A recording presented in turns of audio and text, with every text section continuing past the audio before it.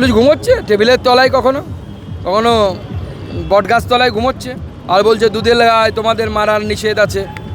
ঠিক আছে, তো ওরা এলে পরে বলছে দুধের গায়ে পুলিশ তোমাদের আশীর্বাদ চায়। পুলিশকে ওরা খেলাচ্ছে, তো মার তো পুলিশও খাচ্ছে, বিডিও অফিস ভাঙচুর হয়েছে। কতটা নির্লজ্জ হলে পুলিশ এরকম হতে পারে? আমাদের ডিজিকে মনে হচ্ছে একটা বোরখা গিফট করে দিয়ে আসে। অন্য কিছু হিন্দু হলে আমরা গিফট করতাম, কি বলে, ঘোমটা গিফট করতাম। এখন মনে হচ্ছে আমার ডিজিসিপি দুজনকে মানে আমরা গিফট করবো, এবার বোরখা গিফট করবো, বোরখা পরে ঘুরে বেড়ানো ভালো লাগবে। বলছি বিএসএফ নামাতে হলো, গুলি চালিয়ে দিলেন শেষমেশ। না উপায় নেই তো, হিন্দুদের জান মাল ভয়ঙ্কর পরিস্থিতি। হিন্দু মহিলারা হাজার হাজার হিন্দু মহিলা রেপ হয়ে যাবে যদি বিএসএফ না নামে। এই দেশ তৈরি করেছিলাম, এই দেশ তৈরি করার জন্য আমাদের পূর্বপুরুষরা লড়াই করেছিল এই বাংলার জন্য, যেখানে হিন্দু মহিলারা রেপড হবে। It is not acceptable. Mamata বন্দ্যোপাধ্যায়কে বলছি এখনও সময় আছে, সামাল দিন। হিন্দু সমাজ যদি নামে এরপরে কিন্তু ভয়ঙ্কর পরিস্থিতি তৈরি। 2 বছর ধরে মণিপুর জলে, তখন এদের এসব জ্ঞান কোথায় থাকে? প্রধানমন্ত্রী তো একবার যাওয়ার প্রয়োজন মনে করেন না।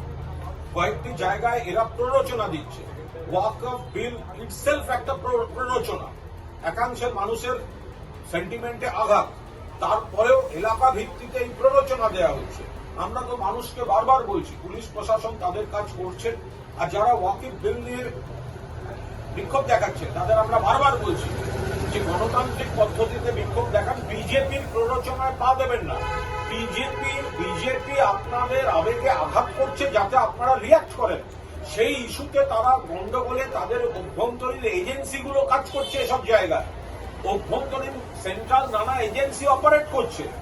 গন্ডগোল করে দিয়ে সেইটাকে আবার বিজেপি ইস্যু করতে চাইছে। কেন গন্ডগোল করবেন? কারণ এখানে মমতা বন্দ্যোপাধ্যায় সরকার আছে, বিজেপি চাইছে প্ররোচনা দিতে, গন্ডগোল করতে। এই গন্ডগোল করে এটা সেই আবার সংখ্যালঘুদের বিপক্ষে কুরুচিকর প্রচারে ব্যবহার করবে বিজেপি। আমরা সেজন্য বারবার অনুরোধ করছি, দয়া করে বিজেপি প্ররোচনায় পা দেবেন না।